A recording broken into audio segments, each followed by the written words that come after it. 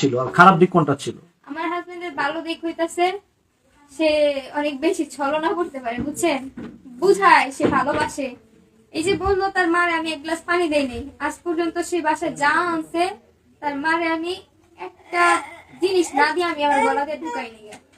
তারপরে যে রান্না করি, রান্না করার পরে দিয়ে হইতাছে আলম হাসান কখন আসবে, কখন একসাথে খাবো। ওই যে সকালে ওনার সাথে খাইছি, ওই খাওয়াই সারাদিন পার হয়ে যায়। রাত্রে এসে উনি করে ওষুধ খাই, শুয়ে পড়ে, ভাত খাই এসে বাইরে থেকে। এই কথা যে আহার করেন না, হ্যাঁ খান না, না খেয়ে থাকেন, এই কথাগুলো আমরা আগেও শুনেছি, এখনো একদিন বললেন।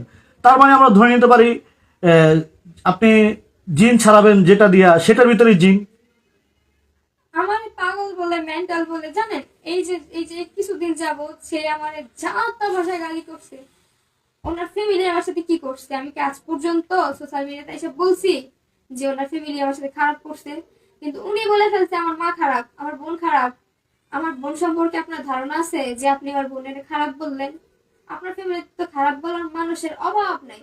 আমি যদি বলা শুরু করি আপনি শেষ করতে পারবেন? আচ্ছা, আমার কোশ্চেনটাকে উত্তর দেন। আপনি ভাবি 8 মাসে বিবরণটা একটু দিবেন যে আলম হাসান আপনার 8 মাসের বিবরণ কি ধরনের কষ্টদায়ক দিয়েছে, বা কোন স্মৃতিটা আপনাকে সবসময় মানে কাঁদায়, মানে আলম হাসানের কোন কথা মনে পড়লে কাঁদায়? একটা স্মৃতির কারণে যে একটা মেয়ে শহরের মেয়ে, আপনি আমাদের বাড়ি দেখতেছেন, এটা কিন্তু শহর এলাকা।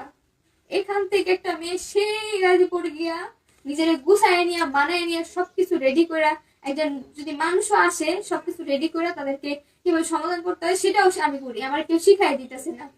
আর আলম হাসান হচ্ছে কি আমার তার দাস হিসেবে আছে, যে এখন আমি তো এসে বসছি, এই বসছুকে ওই কাজটা করো, আবার বসছুকে ওইটা করো, মানে আছে না একটু জিরাইতে দেয় বা একটু বসতে দেয়, ওইরকম কিছু না। আচ্ছা, আলম হাসান কিন্তু আপনার প্রশংসাও করেছিল আমরা যখন গিয়েছিলাম। একটু করছে, হ্যাঁ আমি বলি আলম হাসান যখন প্রশংসা করছে, হ্যাঁ তখন তার কাছে আমি ভালো ছিলাম, কারণ তার অতীত সম্পর্কে আমি কিছু জানতাম না।